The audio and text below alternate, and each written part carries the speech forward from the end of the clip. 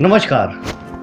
भारतीय स्वतंत्रता संग्राम में राम प्रसाद बिस्मिल एक ऐसा जाना माना नाम है जो किसी परिचय का मोहताज नहीं। एक अमर क्रांतिकारी जिन्होंने अंग्रेजों के खिलाफ लड़ाई लड़ते हुए आत्माहुति दी। असंख्य लोगों को उन्होंने अपनी वीरता, बहादुरी, सरफरोशी की तमन्ना जैसी कविताओं से प्रेरित किया।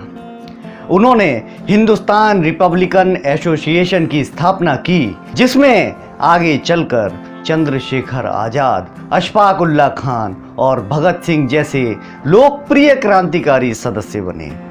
भगत सिंह के आग्रह पर 1928 में इस संगठन का नाम बदलकर हिंदुस्तान सोशलिस्ट रिपब्लिकन एसोसिएशन कर दिया गया। बिस्मिल के बारे में एक तथ्य कई लोगों को ज्ञात नहीं है कि उन्होंने गोरखपुर जेल में अपनी आत्मकथा भी लिखी थी, जिसे बाद में प्रसिद्ध पत्रकार स्वर्गीय गणेश शंकर विद्यार्थी द्वारा प्रकाशित किया गया। बिस्मिल के जन्म के 1 वर्ष पूर्व उनके माता पिता ने एक बच्चे को जन्म दिया, लेकिन वह बच नहीं सका। जन्म के कुछ महीने बाद बिस्मिल का स्वास्थ्य भी उसी प्रकार बिगड़ने लगा, तो उनके दादा ने उन्हें बचाने के लिए परामनोविज्ञान प्रेत विद्या के माध्यम से उन्हें बचाने की चेष्टा की। 7 वर्ष की उम्र में बिस्मिल के पिता ने उनकी हिंदी शिक्षा प्रारंभ की और साथ ही साथ उर्दू सीखने के लिए उन्हें एक मौलवी के पास भी भेजा।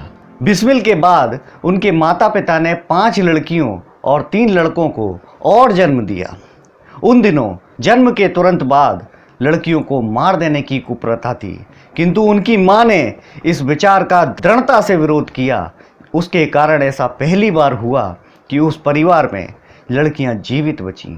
बिस्मिल की महानता की अद्भुत मिसाल आत्मकथा में उनकी यह स्वीकारोक्ति है कि 14 वर्ष की आयु में वे अपने घर से पैसे चुराकर धूम्रपान करने जैसी आदतों की गिरफ्त में आ गए थे।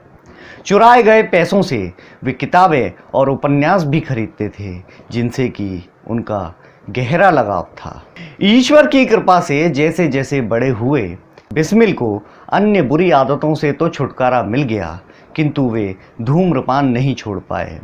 उन्होंने अपनी आत्मकथा में एक स्थान पर तो यह भी स्वीकार किया है कि वे एक दिन में 50 से 60 सिगरेट तक पी जाते थे। उन्हीं दिनों वे मुंशी इंद्रजीत और आर्य समाज के संपर्क में आए और उसके बाद मानो उनका जीवन ही बदल गया। वे कट्टर आर्य समाजी बन गए। बाद में बिस्मिल कांग्रेस की गतिविधियों की ओर आकर्षित हुए और उन्हें गुप्त रूप से संचालित क्रांतिकारी समूह की जानकारी मिली। बिस्मिल इसका हिस्सा बन गए और पैसे जुटाने के अलावा हथियारों की खरीद की दिशा में सक्रिय रूप से काम करने लगे। अपनी आत्मकथा में उन्होंने अपने घर छोड़ने और आज़ादी की लड़ाई में शामिल होने का विस्तार से वर्णन किया है। बिस्मिल के साथ आज़ादी के मकसद से किसी भी स्तर पर जाकर लड़ने वाले लोग जुड़ते गए और एक अच्छा खासा समूह तैयार हो गया। काकोरी षड्यंत्र के नाम से मशहूर प्रकरण के बाद तो वे पुलिस के मुख्य टारगेट बन गए। उन्होंने लिखा है कि किस प्रकार रात को 4 बजे पुलिस उन्हें गिरफ्तार करने पहुंची और उन्होंने भागने के स्थान पर आत्मसमर्पण किया। बिस्मिल को जिला कलेक्टर ने बताया कि उन्हें मृत्यु दंड दिया जाने वाला है।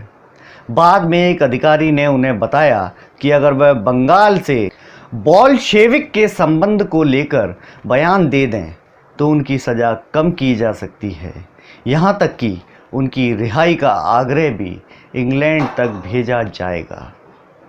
अपनी आत्मकथा में एक पूरा अध्याय बिस्मिल ने अपने करीबी दोस्त अशफाक उल्लाह खान को समर्पित किया है, जिन्होंने अपने परिवार और समुदाय के दबाव को नज़रअंदाज कर स्वतंत्रता संग्राम में उनका साथ देकर दोस्ती का फर्ज निभाया।